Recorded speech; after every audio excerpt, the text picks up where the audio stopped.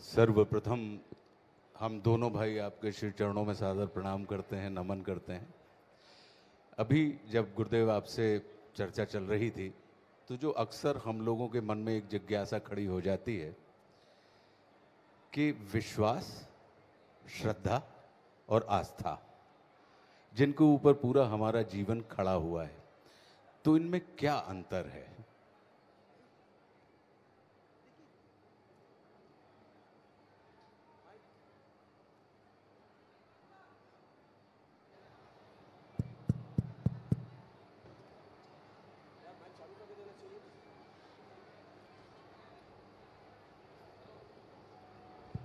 देखिए, जब भी आप किसी शब्द का प्रयोग करते हैं, यदि तीनों का अर्थ एक होता तो आप तीन शब्द का प्रयोग करने की जरूरत नहीं थी।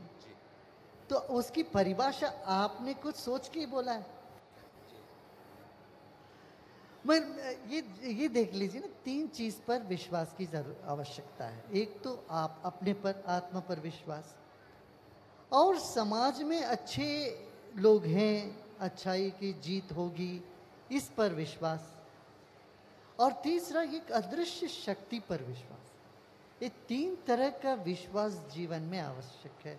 आप इसको, एक को आस्था बोलिए या एक को श्रद्धा बोलिए, एक विश्वास बोलिए, कुछ भी बोलिए, मगर ये तीनों जीवन में आवश्यक है। कि खुद पर विश्वास नहीं होता तो एक बीमारी हो जाती, वो एक तरह की साइकोलॉजिकल बीमारी होती है। ऐसे ही हम हमारी संस्था पर, एक संविधान पर मान लो, या समाज के व्यवस्था पर, समाज पर विश्वास नहीं है, यदि हम समझते हैं सब चोर हैं, सब गड़बड़ है, तो समाज में हम एक कदम भी नहीं चल पाए। कोई काम होना हो तो आप किसी ना किसी पर विश्वास रख के तो करोगे ना। तो विश्वास बहुत आवश्यक है समाज में। फिर ईश्वरीय विश्वास जो है वो बहुत आवश्यक है, उससे तो जीवन की प्रगति होती है।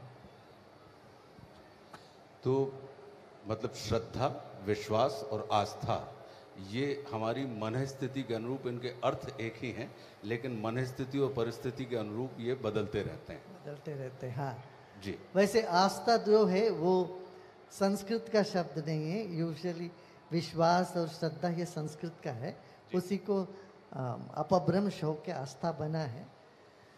मगर ये सब जीवन में होता ही है। जिस अंश में होता है उतना अंश में व्यक्ति सुखी और प्रगति पर शील रहता है। एक और मन में, हम सबके मन में विचार आता है, क्योंकि हम सब लोग गृहस्थ लोग हैं, कि धर्म और आध्यात्म, इनके बीच में क्या अंतर है गुरुदेव? क्योंकि अक्सर इनको पर्यायवाची मान लिया जाता है। बहुत से लोग होते हैं, आवश्यक नहीं है कि इस जगत में प्रत्येक व्यक्ति धार्मिक हो, लेकिन ये तय है कि प्रत्येक व्यक्ति आध्यात्मिक है। तो जो आपने चूंकि अपने उद्बोधन में ऊपर अभी आध्यात्म की जो एक उल्लेख किया था, तो इसके बीच के अंतर को अगर आप सरल शब्दों में हम लोगों को बता पाएं तो ये हमारे जीवन में दिशा निर्देश का काम कर सकती है। देखिए, धर्म में फर्क है, सबका अलग अलग वो धर्म है, स्वधर्म है, और एक क्षत्रिय धर्म है, एक तो व्यापारी का अपना धर्म है, सेवक का अपना धर्म, ये सब धर्म है। और मतांतर को हम यदि धर्म कहते हैं, आजकल दूर है, ईसाई धर्म है कि क्रिश्चियन धर्म है, जैन धर्म, बौद्ध धर्म, इस तरह से। इसको आप कैसी परिभाषा में लेके आते इस पर निर्भर करता है। यदि मतांतर इन सबको कहते हैं, और जैसे धर्म को जो धर्मो धारयते प्रजा, जो प्रजाओं को थाम के रखता है, उसको धर्म आप कहते हैं, तो वो धर्म जो है मूल तत्व है, जिसके जरिए जीवन सुगम पूर्वक समाज में चल सकता है। और अध्यात्म वही है जो सबको जोड़ता है, जिनमें आत्मीयता जगती है, सब अपने लगते हैं, वो अध्यात्म है। जिस ज्ञान से तनाव मुक्त हम होते हैं, जिस ज्ञान से हमारे भीतर स्फूर्ति, ऊर्जा, संतोष, ये सब उत्पन्न होता, वो अध्यात्म है। भगवान कृष्ण गीता में बहुत साफ साफ इन बातों पर कहा है। अध्यात्म विद्या विद्यानाम, सभी विद्याओं में अध्यात्म विद्या सब श्रेष्ठ है। जी, एक और चूंकि हमारा जो देश है उसने सर्वाधिक दर्शन दिया है पूरे विश्व को। विश्व के पास इतना अधिक दर्शन जितना भारत ने विश्व को दिया है, इतनी अधिक दृष्टि हाँ। वो दुनिया के किसी भी देश ने नहीं दी है। तो हमारे पास चूंकि बहुत सारे रास्ते हैं और बहुत सारे रास्ते हमारे भ्रम के निवारण का कारण हो सकते हैं, लेकिन वर्तमान परिप्रेक्ष्य में ये बहुत सारे रास्ते हमारे भ्रम का कारण हो रहे हैं, तो इसका निवारण कैसे हो सकता है? मैं एक बात आपको इसमें, एक घटना आपको सुनाऊंगा। आपने सुना होगा इराक के जो धर्मगुरु अयतोल्ला खोमेनी थे, उनके जो राइट हैंड आदमी है, उनका बहुत खास व्यक्ति बेंगलुरु आया हमारे पास, अभी कोई 30 साल पहले की बात है, अभी का नहीं। वो ढूंढते तो वो आके पूछे, देखिए मेरा ये संदेह है कि यदि सच्चाई एक होता तो वो एक ही रास्ता तो एक ही होना चाहिए। एक शब्द का अर्थ कुछ होता है, वो सच्चाई जो है ना वो एक ही हो सकता है, तो रास्ता एक ही होगा। तो फिर ये सब अलग अलग चीजें कैसे सच हो सकता है? इतने सारे धर्म सच कैसे हो सकते हैं? सच तो एक ही होता है, इतने अलग अलग कैसे हो सकते हैं? मैंने उनसे, एक मेरा आदत है प्रश्नों को प्रश्नों से जवाब देना, तो मैंने कहा देखिए यहाँ इस स्थान पर आने के लिए कोई आपसे किसी से आप पूछे, उन दिनों में जीपीएस वगैरह नहीं हुआ करता था, कोई आपने इसका डायरेक्शन पूछे, रास्ता पूछेंगे तो क्या बोलेंगे? आप सीधा जाइए और बाएं घूमिए, वहां आश्रम मिल जाएगा। और कोई दक्षिण से आ रहा है, वो बोलेगा सीधा जाइए बाएं घूमिए, वो भी सही है। और यही तो जैन धर्म में भी अनेकांतवाद का यही तो रहस्य, स्यातवाद का यही जैन धर्म कहता है। सनातन धर्म में यही एकम सिद्ध सत्विप्रा बहुधा वदंती, एक सत्य है, उसको अलग अलग तरह से तुम देख सकते हो। ये जो ज्ञान है वो भारत ने ही दिया है दुनिया को। आपने बहुत अच्छी बात कही। हम लोगों के सामने जो संकट खड़ा हो जाता है वो खड़ा ये होता है कि जैसे हमसे ये कह दिया गया कि 100 जो योगफल है वह महत्वपूर्ण है, योगफल। लेकिन कुछ लोग कहते हैं कि नहीं, आप मल्टीप्लाई करके 100 लाइए, 10 में 10 का गुणा करके 100 लेके आए। कुछ कहते हैं कि नहीं, आप घटा के 100 लेके आए। कुछ कहते हैं कि नहीं, 10 में 10 बार 10 जोड़ो वो 100 है। अब जिसने 10 में 10 बार जोड़ के 100 लेके आया तो गुणा वाला कहता है कि नहीं नहीं, जो गुणा से जो जोड़ के आया है वो 100 सही नहीं है, जो गुणा से आया है वो 100 सही है। तो हम परिणाम की अपेक्षा प्रक्रियाओं के ऊपर जो अड़ रहे हैं, लड़ रहे हैं, जिसके कारण हमारी भ्रांतियां और बढ़ती जा रही हैं। तो इससे निवारण का क्या तरीका है? अध्यात्म। अब इसी पे अध्यात्म क्या है? बुद्धि से परे जाना, बुद्धिहीन नहीं होना। बुद्धिहीन की बात नहीं, बुद्धि से, यो बुद्धि पर तत्व सहा। भगवान कृष्ण ने गीता में कहा जो सत्य है, जो मैं हूं, मैं बुद्धि के परे हूं। तो बुद्धि को पार कैसे करोगे? वही विज्ञान है, अध्यात्म। ये बहुत अद्भुत आपने बात कही। और ये सब हम लोगों के मन में, मुझे लगता है कि हर व्यक्ति के मन में खड़ा होता हुआ है प्रश्न कि बुद्धि और मन, इनके बीच में क्या भेद है? हम कैसे इसके परे चले जाएं? वो क्या प्रक्रिया हो सकती है? अंतःकरण चतुष्टय बोलते हैं, मतलब 4 अंतःकरण का 4 प्रक्रिया है या क्रिया है। ये 4 तरह के वो अपने आप को पेश करते। एक तो मन है। मन माने अभी मैं जो बोल रहा हूँ आप सुन रहे हो, कानों से सुन रहे हो। यदि मन कहीं होता तो शब्द तो कान पे पड़ेंगे, मगर आप सुन नहीं पाते हो। जिससे हम देखते हैं, जिससे सुनते हैं, सूंघते हैं, 5 इंद्रियों से जो हम परसेप्ट करते हैं, माने अनुभव करते हैं, ये मन है। ये अनुभव तो किया, पीछे बुद्धि कहती है कि ये नहीं ठीक है, ये नहीं ठीक है, ये सही है, ये सच है, ये बुद्धि है, मैं इसको मानूंगा, इसको नहीं मानूंगा। तर्क वितर्क ये जो करता है ये बुद्धि है। फिर चित्त जो है, जो स्मृति को पकड़ के बैठ जाता है, वो चित्त है। आपने ये देखा संगम, यहाँ देखते बड़े आपको, अरे वहां पर भी एक संगम है, वो याद आया। इधर कोई वृक्ष देखा तो पहले आपने वहां देखा, जब मैंने वहां देखा, जबलपुर में देखा, वो भी वृक्ष यही था, ऐसा ही था स्थान। तो ये स्मृति है, चित्त है। चित्त में जो इम्प्रेशंस होते हैं, अपने छाप पड़ जाते हैं, वो चित्त है। फिर अहंकार, अहंकार क्या, मैं हूं, मैंने कहा इसलिए ऐसा होना चाहिए, मैं ही सब कुछ हूं, मेरी बात मानो। तो ये जो है ना, ये अहंकार है।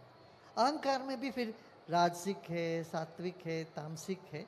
तो बुद्धि और मन का यही भेद समझिए। मन तो सब में होता है, पशु पक्षी में भी होती है, तो बुद्धि कम होते हैं उन सब में। मनुष्य में बुद्धि प्रखर होने लगता है। मैं आपसे यही जानना चाह रहा था कि जो आपने कहा कि बुद्धि से जब आप परे चले जाते हैं, तो इससे, क्योंकि हमारा जो लॉजिकल माइंड है,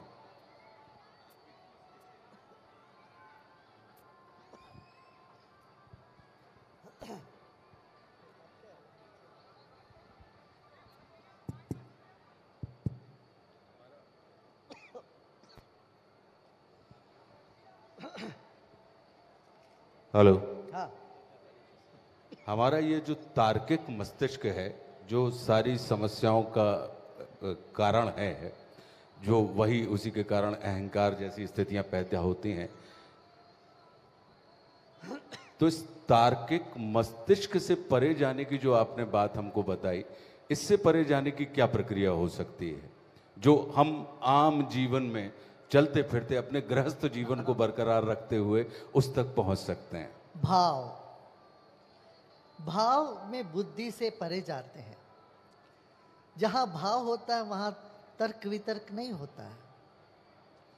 भजन करते हैं, कीर्तन करते हैं, भाव से किसी को मिलते हैं, तो उस वक्त कभी तर्क नहीं करते। जी देखिए, हम सब पैदा होते ही भाव जागता है पहले। एक बच्चा कभी नहीं सोचता मेरे माँ कौन सी स्कूल में पढ़ी है क्या। माँ को देखते ही प्यार उमड़ता है, प्रेम उमड़ता है, वो बुद्धि के परे है। मगर अभी और 3 साल के बच्चे में क्या होता, बुद्धि जागने लगती, प्रखर होने लगता है। फिर जो युवावस्था में जाकर के बुद्धि प्रखर होता है, भाव में उतल पतल होने लगता है। आज देखिए, आज हमारे भारत में ही नहीं, दुनिया भर के युवाओं में 2 बातें चल रही। एक तो अग्रेशन, दूसरा डिप्रेशन, मानसिक तनाव से जूझ रहे हैं। दूसरी तरह से ऐसा आक्रोश, क्रोध जो बुद्धि भ्रष्ट कर देती है लोगों को। तो अभी बुद्धि के परे जाने से ये ध्यान का है। मंत्र जाप करते करते मन के बुद्धि के परे हम जाते हैं। और बाकी 2 हाथों में साज है, गान है। तो गान, ज्ञान और ध्यान, ये तीनों होने से जीवन में पूर्णता है। एक हमारी मान्यता और जिसमें मेरा अखंड विश्वास है कि परमात्मा की कथा सुनने से हमारे मन की व्यथा समाप्त होती है। इन दिनों परमात्मा की कथा तो हम निरंतर सुन रहे हैं, लेकिन व्यथा समाप्त होने की जगह व्यथा में बढ़ोतरी होती जा रही है। इसका क्या कारण है? ना ना ना ना, कथा सुनने से मन में बढ़ोतरी होती है, ये बात नहीं है। मगर ये एक उपाय है उपायों में। नारद भक्ति सूत्र, नारद जी ने बताया, पूजादिश्विति पाराशर। अलग अलग ऋषियों का अलग अलग मत है। कोई पूजा करने में रस आता है तो वो भक्ति उनमें वहाँ जागती है। किसी को कथा श्रवण में भक्ति आ सकती है, किसी किसी को गीत में, गाने में, भजन करने में, कीर्तन करने में या ध्यान करने में। तो इसलिए ध्यान करने से क्या होता, मन की जो चिंता जो है, परेशानी, वो दूर हो जाती है। योग और ध्यान और प्राणायाम का यही खास विशेषता है। आप सच कह रहे हैं, बहुत लोगों को वही सुनते रहते हैं, पुराण का श्रवण करते करते फिर कभी मन इधर उधर भागता है, टिकता नहीं है, फिर वापस आके थोड़ी देर अच्छी लगती है, फिर बाद में आके वही शारीरिक मानसिक कष्ट बना रहता है। मगर प्राणायाम करें, ध्यान का अभ्यास करें, योग करें, तब तो निश्चित ही मन की चिंता समाप्त हो जाती है। इसीलिए आज दुनिया में 1/3 लोग ध्यान कर रहे हैं, योग कर रहे हैं। भारत का ये जो ज्ञान को अपनाए, उनको अपने पुराणों में, पुराण की श्रवण में उनका कोई रुचि नहीं है, मगर अवश्य अपना योग और ध्यान साधना में, प्राणायाम में उन्होंने देखा इसका बहुत निश्चित रूप से लाभ मिल रहा है इससे। ये जैसा आपने बताया कि योग की जो हम बात कर रहे हैं, योग के 8 अंग जनरली जो हम लोगों को मिले हुए हैं कि यम, नियम, आसन, प्रत्याहार, प्राणायाम, उसके बाद धारणा, ध्यान, समाधि की ये जो हम बात करते हैं। लेकिन जब योग की बात आती है तो अक्सर मामला हम जैसे लोगों के जीवन में से पीटी तक रुक जाता है। वो हमारे लिए पीटी एक्सरसाइज के जैसी हो जाती है, तो और उसमें सिर्फ आसन प्रमुख हो जाता है। तो ये जो यम नियम से होते हुए हम आसन तक पहुंचते हैं, और आसन के बाद जो प्रत्याहार और प्राणायाम और फिर धारणा, ध्यान, समाधि की जो बात है, तो ये हमारे लिए कैसे, हम जैसे लोग जीवन पर्यंत उसको धारण करते हुए कैसे हम उसके 8 अंगों तक पहुंच सकते हैं? यही तो जीवन जीने की कला है, यही तो आर्ट ऑफ लिविंग है। अपना दोनों तरह से पकड़ लेते हैं हम। जो आसन नहीं कर पाते हैं, शरीर उसका साथ नहीं देता, मैंने कहा कोई बात नहीं, बैठ के ध्यान करो, ब्लड प्रेशर तो कम होने लगता है, मन शांत होने लगता है। फिर प्राणायाम करिए, फिर आसन भी होने लगता है ना, कर सकते हैं। तो कभी इसको सीढ़ी नहीं बताया। क्या हो गया हमारे देश में, हमने इसको सीढ़ी समझ लिया। अंग माने एक अंगी का अलग अलग एक भाग है, अंग, अंगी। हमने इसको सीढ़ी समझ लिया। कोई कहता कि पूरा यम नियम साधना पूरा होने पर कभी ध्यान लगेगा आगे जाके, ऐसा नहीं है। अभी एक कुर्सी है, इसकी 4 पहिया है, किसी एक पहिया को भी आप पकड़ के खींचोगे तो पूरा कुर्सी आता है कि नहीं? ऐसे ही तो हमने पहले ध्यान शुरू कराया।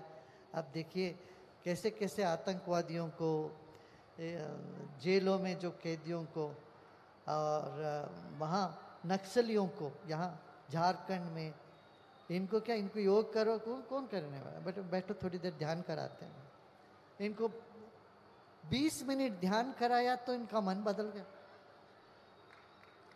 तो फिर वो ध्यान में रुचि, अरे बहुत अच्छा लगा, सुकून मिला, फिर ध्यान करें, फिर प्राणायाम कराया, फिर योग में वो उतर आते हैं। इसलिए अनुलोम विलोम दोनों प्रक्रियाओं से योग चल सकता है। ये आपने बड़ी अच्छी बात कही कि जो जिन आतंकवादियों को या दुर्दांत लोगों को, उनको तो ध्यान कराने से वो दुर्गम मार्ग से सुगम मार्ग पर आ गए, लेकिन हम लोगों के जीवन में जो सुगम मार्ग पर हैं, हमारा उत्साह उद्दंडता में बदलता जाता है, हमारा शौर्य कहीं ना कहीं उच्छृंखलता में बदलता जाता है। तो हम जो सुगम मार्ग पर हैं, देखिए सुगम मार्ग अपना समझते हैं, मगर तनाव से भरे हुए होते हैं। जो तनाव में होते हैं वो कैसे सुगम हो सकते हैं भाई, शांतिपूर्ण कैसे हो सकते हैं? मन में बहुत सारी इच्छाएं हैं, कामनाएं हैं, उसको पूरा करने की दौड़ में लगे रहते हैं और उससे तनाव से भर जाते हैं। तो फिर आक्रोश, फिर क्रोध, फिर बुद्धिहीनता सब दिखने लगती है जीवन में। इसलिए योग या अध्यात्म साधना सबके लिए कल्याणकारी है, सिर्फ आतंकवादी नहीं है।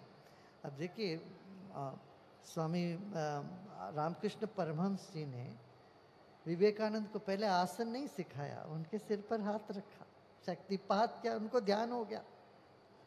फिर ध्यान के बाद वो पूरा योग में रुचि लिए, वो भी है। फिर कई लोग सिर्फ आसन कसरत कर समझ के ही शारीरिक रूप से योग को लेते जाते हैं, फिर उसमें आगे बढ़ के प्राणायाम में ध्यान में रुचि आती है, फिर शाकाहारी बन जाते हैं। ऐसे भी जाके लोगों ने अपने गंतव्य पर पहुँचे हैं।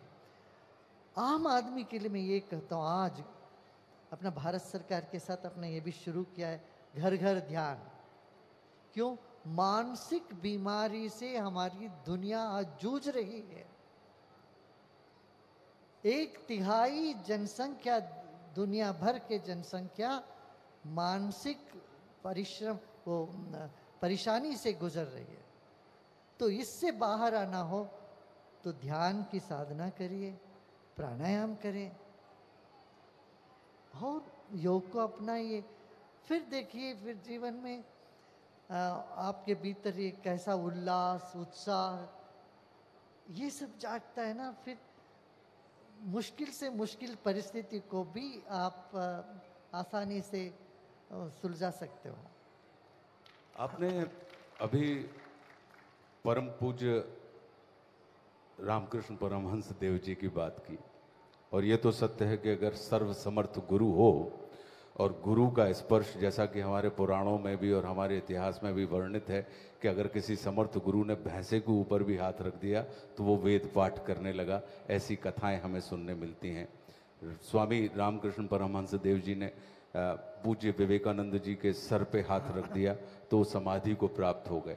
हम लोगों के मन में हमेशा ये विसंगति या एक चिंता या एक ये चीज होती कि हम गुरु को कैसे पहचाने। क्या कान फूकने वाला गुरु है या ज्ञान फूकने वाला गुरु है? हम तो गुरु के भाव से या गुरु के पद से हमेशा हमारी जो नमन की शक्ति में भारत का पूरा विश्वास है, तो वो जो भी गुरु के पद पर हमें दिखता है हम उसको गुरु मान लेते हैं। और फिर पता लगा कि हमारा अग्रगामी अगर मतलब अक्षम है तो फिर जैसा गुरु वैसा चेला, वो वाली जो स्थिति होती है। तो हमारे लिए, क्योंकि ये भी मेरा मानना है कि किसी शिष्य में क्षमता नहीं होती कि वो गुरु तक पहुंचे, वो गुरु ही होते हैं जो शिष्य का चुनाव करते हैं और शिष्यों तक पहुंचते हैं। लेकिन उस शिष्य को कैसे पता लगे कि ये वो गुरु हैं, सर्वसमर्थ गुरु हैं, जिनके ऊपर पूरा हम अपना भाव छोड़ दें तो ये हमें भाव सागर से पार करा देंगे। देखिए, कान से सूंघ नहीं सकते, नाक से स्वाद नहीं ले सकते, जीभ से देख नहीं सकते, ऐसे बुद्धि से गुरु को परख नहीं सकते। हमारे भीतर दिल से कुछ होता है, दिल में लगता है ये सही है, तो अपने दिल की बात सुनो, दिल में लगेगा कि हाँ गुरु जी ठीक है। तब एक बार मैं स्वीडन में था, एक जर्नलिस्ट ने हमसे पूछा, क्या आप एनलाइटेंड हो क्या? आप बताइए, एक आप don't beat around the bush, घुमाइए मत, अब सीधा आपसे प्रश्न पूछना चाहता हूँ, सीधा सीधा बताइए, आप एनलाइटेंड हो क्या? मैंने उसको देखा, मैंने मुस्कुराया, नहीं। तो हाँ बोलूँगा तो सिद्ध करना पड़ेगा, क्या ये इस पचड़े में क्यों पढ़ना है? मैं सीधा बोला कि नहीं। वो बोले नहीं नहीं, आप सच नहीं बोल रहे, आप झूठ बोल रहे हैं, आप सीधा सीधा बोलिए, आप मेरे साथ सच नहीं बोल रहे। भाई फिर तुम अपने दिल की सुनो, तुम्हारे दिल में कुछ तो कह रहा है ना। तो भाई मैंने यूँ बोला है तो तुम मानने के लिए तैयार नहीं हो, तो तुम्हारे दिल में कुछ लगता है, कुछ तरंग आ रहे हैं, मुझे कुछ लग रहा है, तो उसकी बात सुनो, तुम अपने दिल की बात सुनो। देखिए, रिश्ता, प्रेम की रिश्ता बुद्धि से नहीं नापा जा सकता, वो दिल से ही अनुभूति में आती है। तो सच्चाई की भी ऐसी, इसी को मैं सिक्स्थ सेंस कहता हूँ। एक और प्रज्ञा है हमें, सिर्फ 5 इंद्रियों की जाल से ही हम फंसे रहते हैं, इससे हट के हमारे भीतर एक अंतस्फुरणा है, उसको सुने। कई बार हमको मन में लगता है ना, अरे ऐसा करना चाहिए, ये करना चाहिए, बुद्धि तो ऐसा कहती है, फिर अंदरूनी आत्मा की आवाज कुछ और होती है, फिर बोले नहीं ऐसा ऐसा करो। और जब भी आप अपना इंट्यूशन को फॉलो करते हो वो सही होता है, सही नहीं होता तो वो इंट्यूशन ही नहीं है। तो ये गुरु शिष्य का संबंध भी ऐसा ही माँ और बेटे का संबंध जैसा है, माँ और बच्चों का संबंध जैसा। और आत्मीय संबंध वो अपने आप जितना मना भी करो तो दिल नहीं मानेगा, वो सच्चाई है। अब एक आपने चूंकि दिल से संबंधित बात करी है, हम लोगों के सबके साथ झंझट होती है, जब भी हम किसी के प्रेम में पड़ते हैं तो दिल की ही सुनते हैं और बहुत से संबंध उसमें से टूट जाते हैं। तो अब हम किस दिल की सुने गुरुदेव? क्योंकि झंझट यहीं पे होती है कि जब भी प्रेम हुआ किसी से तो हमारे दिल ने कहा, हमारा इंट्यूशन था और हम उसके प्रेम में पड़ गए, और फिर प्रेम में पड़ने के बाद जैसे ही हम आगे बढ़ते चले गए और हमारी बात बिगड़ गई। देखिए, प्रेम अलग बात है और संबंध अलग बात है। संबंध में हमारी अपेक्षाएं होती है, प्रेम में कोई अपेक्षा नहीं होती है। और प्रेम और संबंध जुड़ा रहता कभी कभी, कई बार तो वो सब होता ही है, तब हमें परेशानी में आ जाते हैं। तब बुद्धि का भी प्रयोग करना चाहिए। सिर्फ किसी प्रेम में पड़ गए, अरे तुम प्रेम स्वरूप हो, तुम कहीं भी जाओगे तो प्रेम तेरे भीतर जग सकता है। अब सब बच्चों को देख के तो प्रेम होता है कि नहीं होता? तो मगर आपको शादी करनी हो या कोई और व्यवहार करना हो, भावुक हो के नहीं है। प्रेम सिर्फ भावना नहीं है, प्रेम इससे परे है। यही जो जिस प्रेम की आप बात कर रहे हैं, मुझे लगता है कि गुरु के साथ भी किसी भी शिष्य के अंदर समाप्ति का रिश्ता ही होता है, प्राप्ति का रिश्ता नहीं होता। लेकिन जब वो समाप्ति के मार्ग पे चलता है और देखता है कि जीवन में उसका चुनाव, गुरु का चुनाव, वो उस समय शिष्य को लगता है कि उसने चुना, हालांकि चुना नहीं था। तो हम सब के भीतर कहीं ना कहीं कंफ्यूजन पैदा होता है कि वो लक्षण कौन से हैं। जैसे परमात्मा श्री कृष्ण का जब जन्म हुआ तो उन्होंने लक्षण प्रकट किए कि ये परमात्मा है। परमात्मा श्री राम का जन्म हुआ तो उन्होंने अपने एक लक्षण प्रकट किए कि ये परमात्मा है। तो ऐसे ही जो संत, जो सर्वसमर्थ गुरु होता है, तो उनके लक्षण हम दुनियावी दृष्टियों से कैसे पहचान पाएं ताकि हम ठगे ना जाएं। हाँ, देखिए इस तरह का संशय अर्जुन को भी हुआ था। अर्जुन ने थोड़ी ना शिष्य माना, गुरु माना, अपने आप को शिष्य थोड़ी ना माना था। वो तो सिर्फ सखा माना था, अपना रथ के ड्राइवर माना था, उनको सारथी मानी थी, तो बुद्धिमान व्यक्ति माने थे। मगर उनके दिल में कुछ तो होता रहा हमेशा। फिर उन्होंने बाद में जब उनका विश्व रूप देखा तब गुरु माना। कहने के मतलब ये है कि सिर्फ बुद्धि से आंक नहीं सकते, एक तो बात है। दूसरी बात है, जब गुरु का क्या लक्षण है उससे पहले शिष्य का लक्षण भी देखना चाहिए।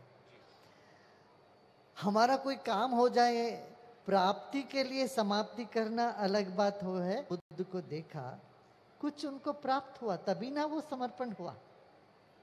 तो इस तरह से प्राप्ति से समाप्ति है, और यदि प्राप्ति की इच्छा से समाप्ति करते हैं वो तो मन से नहीं, वो बुद्धि से नहीं, वो मन से नहीं, वो फिर चालाकी से।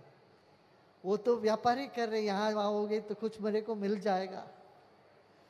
मगर एक गुरु में क्या होता है, ज्ञान 5 लक्षण बताते हैं वैसे हमारे शास्त्रों के साथ। ज्ञान रक्षा, आपकी होश की रक्षा होती, ज्ञान वृद्धि हो।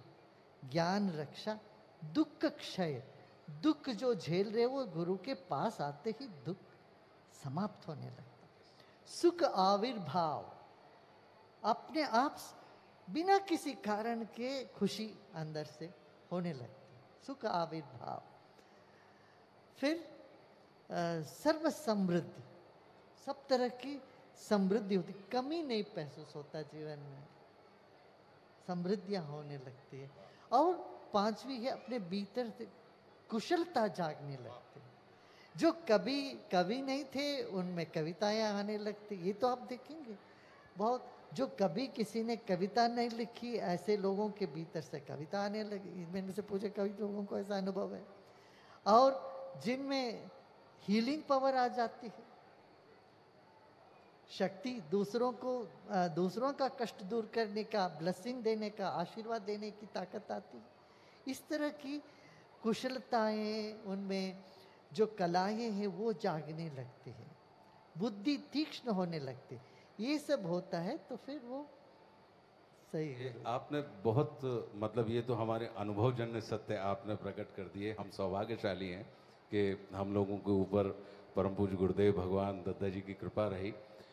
ये बिल्कुल सत्य कहा आपने कि जिनके जिस भी व्यक्ति की उपस्थिति में आप चिंता मुक्त हो जाएं और ग्लानि मुक्त हो जाएं, यानी आपका अतीत विसर जाए और आपका भविष्य विसर जाए और आप वर्तमान में उपस्थित हो जाएं, वहां पर कहीं ना कहीं एक समर्थ चेतना जागृत होती है और फिर आप आनंद से परिपूर्ण हो जाते हैं। ये आपने बहुत अद्भुत बात हम लोगों से कही। लेकिन झंझट ये है कि ये इतना बड़ा समुदाय है और इतने सारे सत्य हमारे पास हैं, इतने सारे सत्य हमारे पास हैं और सबके अपने सत्य हैं। तो सत्य का जो एक स्वरूप होता है, जो कहीं ना कहीं, क्योंकि अक्सर ये कहा जाता है कि सत्यम शिवम सुंदरम, लेकिन दूसरी तरफ दुनियावी तौर पे हम लोगों को लोग कह देते हैं कि सत्य कड़वा होता है। तो ये जो विरोधाभासी उक्ति है, सत्य के प्रति सत्य कड़वा होता है कह के उससे हमको विराग करवा दिया, और सत्यम शिवम सुंदरम कह के उसके प्रति हमारा अनुराग बढ़ा दिया।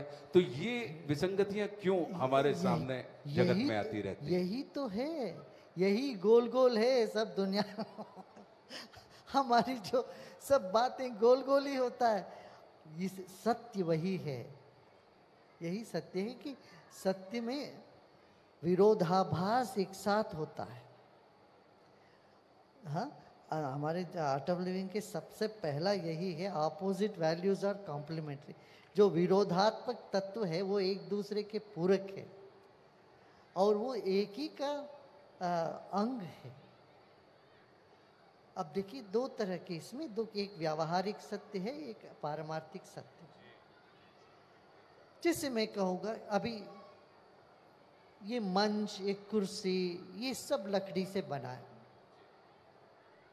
सो ये फिजिक्स के दृष्टिकोण से देखोगे, आग लगता है तो सब में आग लग जाएगा, ये सब लकड़ी है। मगर कुर्सी कभी मेज नहीं हो सकता, मेज कभी दरवाज़ा नहीं हो सकता, दरवाज़ा कभी छत नहीं हो सकती है। ये द्वैत है, ये भी सत्य है। हमारे देश में हम लोग ये द्वैत अद्वैत में इतने लड़ते रहे। अच्छा वो आपने यहाँ हरिहर क्षेत्र घोषित किया, दोनों लेके आए, बहुत सालों तक लोग इसमें इस झंझट में पड़ते रहे, द्वैत सही है कि अद्वैत सही है। मैं कहता हूँ दोनों की अपनी अपनी जगह है। अब ये बिजली देखिए, इतने सारे बल्ब है, सब अलग अलग लाइट्स हैं, मगर आप बिजली के दृष्टिकोण से एक ही बिजली से ये सारा जो एक ही जो करंट है, पावर लाइन है, उससे सब कुछ जगमगा रहा है। तो ये भी सत्य है, वो भी सच है। तो दोनों को साथ में लेके चलना, संभूति असंभूति, व्यक्त और अव्यक्त। एक अव्यक्त चेतना है, जैसे आपका शरीर व्यक्त है, आपका मन अव्यक्त है। मन का कोई चेहरा नहीं है क्या? मन का कोई चेहरा नहीं है। और एक क्षण के, मैं तो भगवान को 1 मिनट में दिखा रही हूँ, तो 1 मिनट नहीं, 15 सेकेंड में दिखा दूंगा। 15 सेकेंड आप आंख बंद कर देखो, तुम्हारा चेहरा है क्या? तुम्हारा मन का कोई चेहरा नहीं है।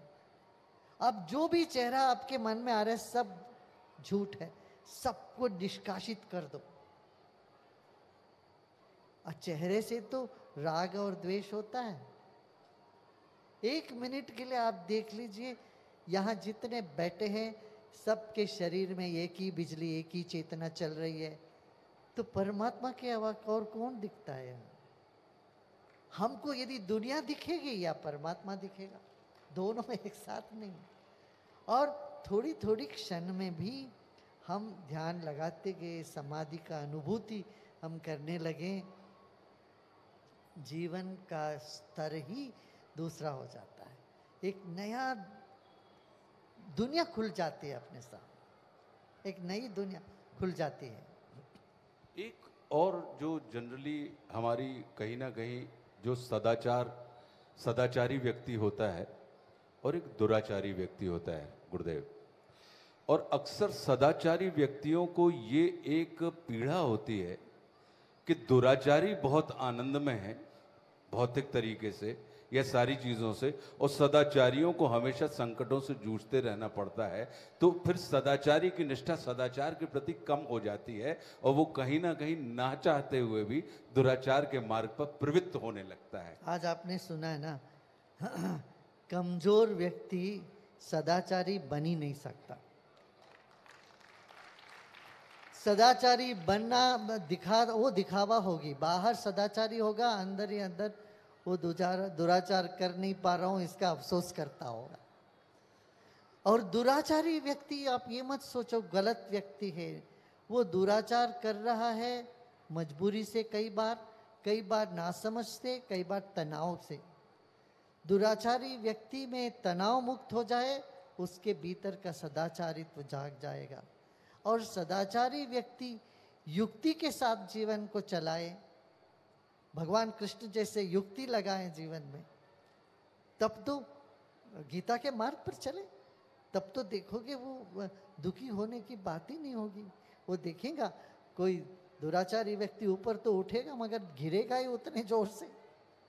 उसका निदर्शन तो लाखों हैं समाज में, जो गलत सलत करके ऊपर उठे हैं, वो व्यक्ति बाद में सलाह के गिनने लगेंगे, बेटे जेल चले जाते हैं। तो ये सामने आंख खोल के देखिए तो सही, दिख ही जाएगा। इसीलिए यतो धर्मस् ततो जयबल, धर्म के पालन करने से हाँ रास्ते में मुसीबतें आ सकती है, मगर अंततो गत्वा सुखी वही होए। एक बहुत अद्भुत आप मतलब आपसे तो निरंतर अगर हम लगातार बात करते रहें तो पूरा जीवन कम पड़ जाएगा, क्योंकि आपके साथ अब 42 वर्ष पहले आपने कहीं ना कहीं जगत में हम सूत्र बताने शुरू किए हैं। तो जब 42 वर्षों से जो लोग आपसे जुड़े हैं तब वे पूरे निष्णात नहीं हो पाए, तो हम इन 42 मिनटों में कैसे जीवन के उन तमाम सूत्रों को प्राप्त कर लेंगे। लेकिन एक जो मन में बात आती है कि हमारे पास इतने जीवनोपयोगी कल्याणकारी शास्त्र हैं कि अब जैसे गीता है, रामायण जी हैं, ये सब कुछ है हमारे पास, लेकिन आज के पीढ़ी के पास या आज के दौर में इसको हम पूजनी तो हमने मान लिया है, लेकिन इसको हम धारणी नहीं बना पाए। इसको हमने पूजन के योग्य तो कर लिया है, इसके हमने चरण तो पकड़ लिए हैं, लेकिन इसको हम आचरण में नहीं उतार पाए। तो इसके कारण इसको कैसे हम अप्लाइड तरीके से कि ये जो जीवन उपयोगी ग्रंथ हैं हमारे जीवन में कल्याणकारी हो सकें, तो उसका कोई एक अगर एक सुगम मार्ग आप बता पाएं तो बड़े आनंद का विषय हो।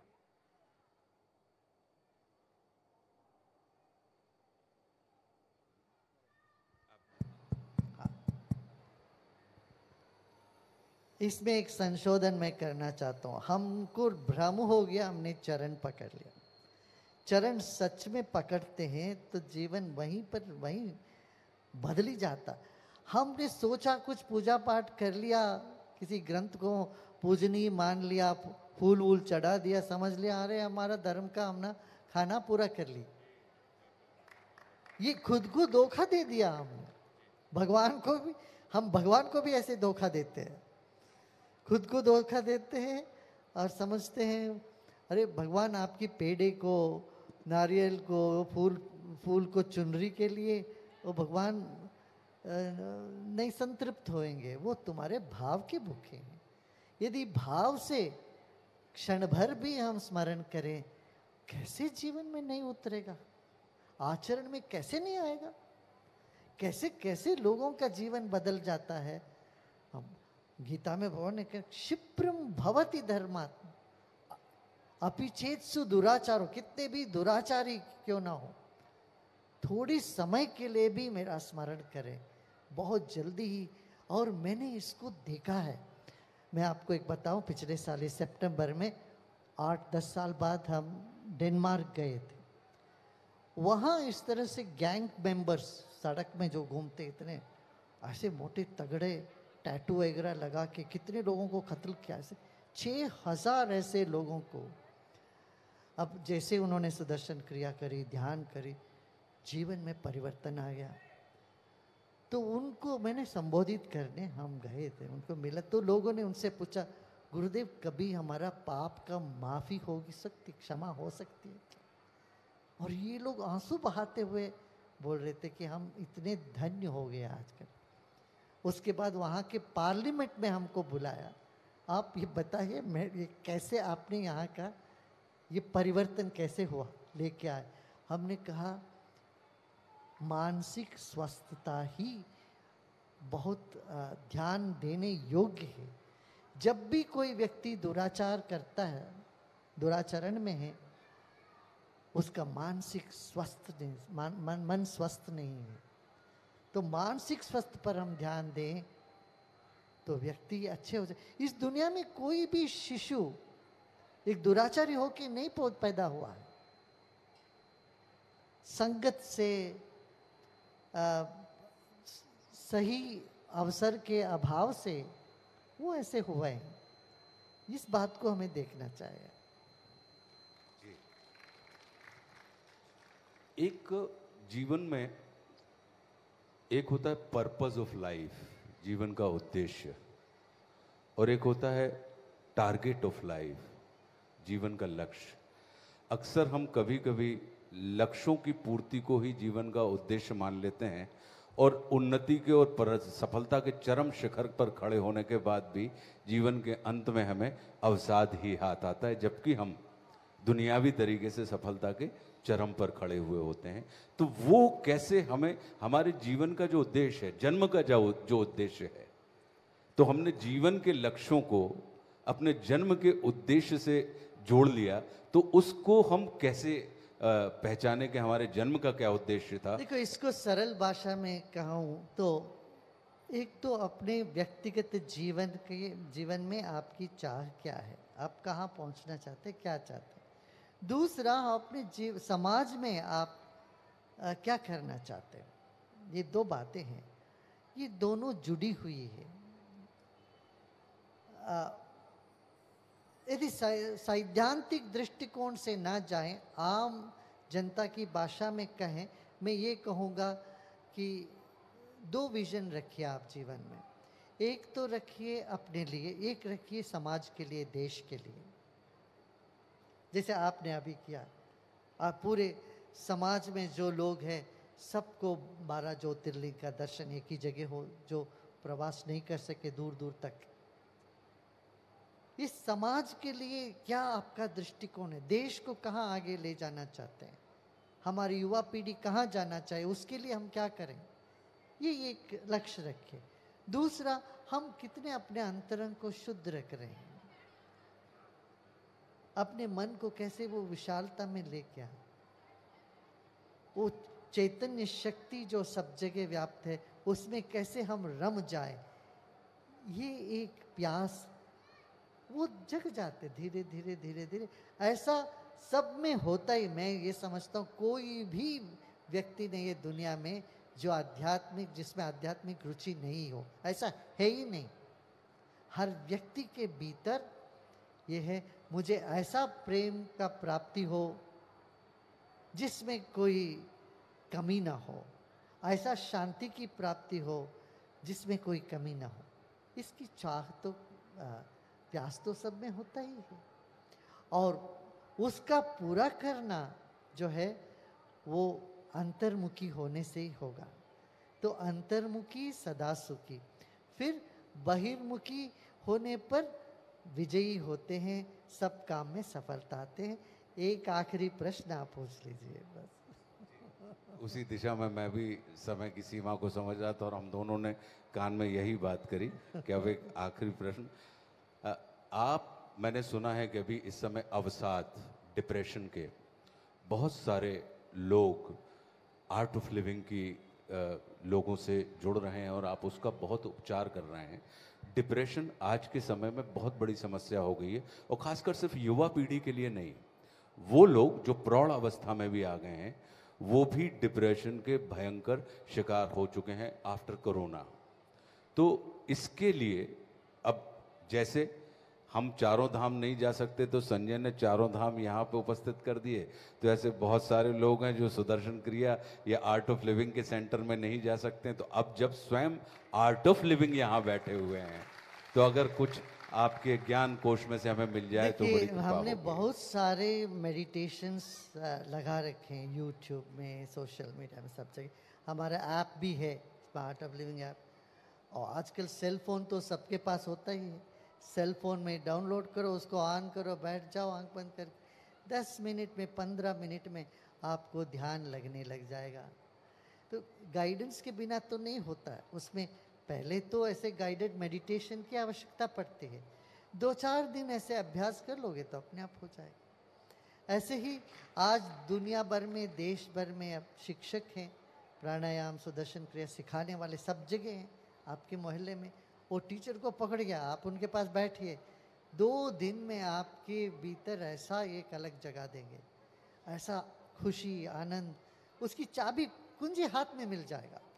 फिर आप उससे आप अपना जीवन में आनंद पाते रहिए, प्रसन्न रहिए। नहीं, बहुत बहुत धन्यवाद आपका। हम लोगों को तो ये लोभ था कि जब स्वयं साक्षात कृष्ण बैठे हों और गीता अगर हमें व्यास जी से सुननी हो, तो इस वजह से हमने कहा जब ये इस अवसर का हम इस्तेमाल करने। बहुत बहुत धन्यवाद गुरुदेव आपका, बड़ी कृपा आपने हम लोगों के ऊपर की। और